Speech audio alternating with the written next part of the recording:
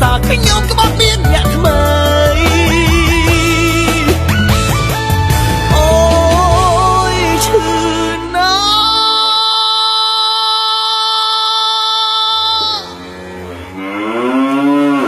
ស្រឡាញ់ស្រីស្អាតខាតដើមខាតចុងអង្គជ្រុកមួយទ្រុងអង្គគោមួយក្រៅព្រោះអូមិននឹកសមានស